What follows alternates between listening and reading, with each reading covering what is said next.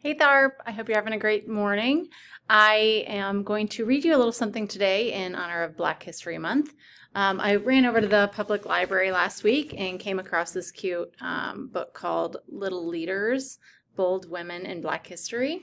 And it's kind of similar to one of the books that I had read, a short biography from, I don't know, a couple months ago, where each little set of pages is a story about somebody different. So I came across this one about Maya Angelou, and then I have a little extra something to share with you. So Maya Angelou was born in 1928, and she died in 2014, so not that long ago. And she was a poet and an activist. Maya was known as a writer and poet, but she was so much more. In her long life, she would take on many roles: filmmaker, dancer, singer, actor, activist, editor, Grammy winner, cable car operator, playwright, author, and legend. Long before all of her successes, she was just a little girl trying to find her voice.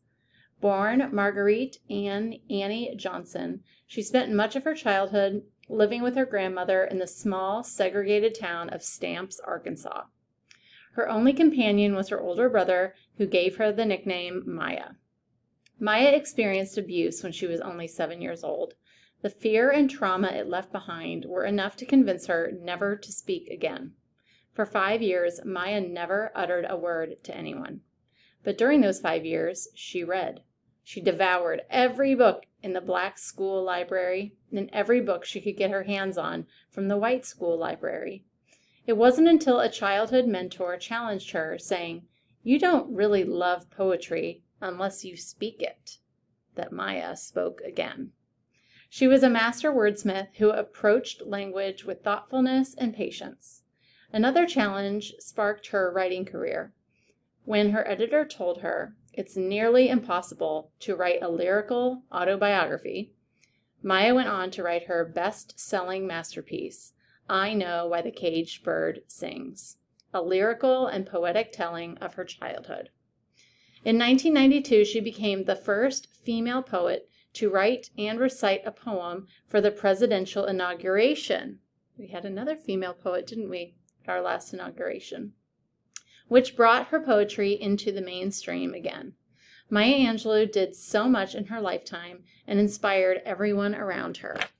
And I wanted to also tell you, you'll have a job to go home and look through your quarters, because just released is a quarter, and I have an article here from actually the October Junior Scholastic magazine about a new quarter with Maya Angelou's image on it. And I'll just read you the blurb from Junior Scholastic. It says, "New quarters coming soon." This is from October. "Few female historical figures have appeared on U.S. currency, but that's about to change. Starting next year, the U.S. plans to put up to 5 prominent women on quarters annually through 2025. Coins released in 2022 will honor the achievements of Maya Angelou, a distinguished poet, and Wilma Mankiller, the first female principal chief of the Cherokee Nation. Adelina Otero Warren was a leader in the women's suffrage movement. Sally Ride, the first American woman to travel into space, and Anna May Wong, the first Chinese-American movie star. So I haven't seen one of these quarters yet, so everyone needs to go home and hunt through mom or dad or grandma's wallet with their permission and see if anyone has one of these new quarters so we can all take a look at it. I also am going to include a quick video on here if you have time in Power Up.